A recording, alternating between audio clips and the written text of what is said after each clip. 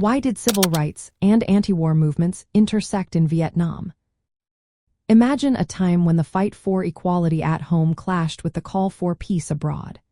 The civil rights movement and the anti-Vietnam War movement found common ground during a turbulent period in American history.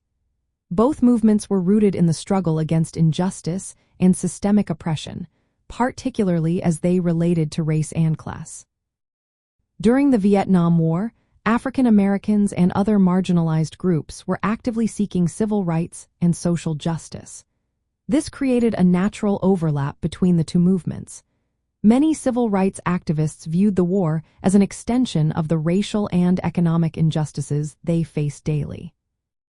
African American men were drafted into the military at disproportionate rates. They often faced higher casualty rates and had fewer options for deferment compared to their white counterparts. This stark reality highlighted the racial inequalities in American society and military practices. It fueled opposition to the war among civil rights advocates who saw this as an unfair burden placed on their communities.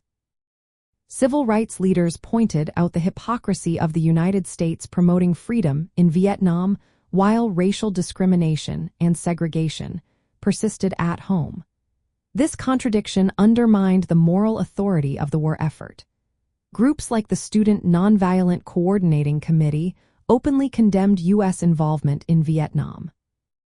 They argued that the government should focus on expanding democratic rights and addressing injustices within the United States, instead of engaging in foreign conflicts.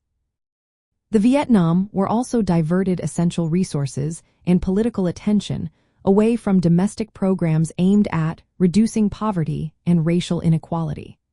Programs like President Lyndon B. Johnson's War on Poverty suffered as funds were redirected to support the war. Activists expressed frustration that the war undermined progress on civil rights and social welfare. The anti-war movement was not just a single entity.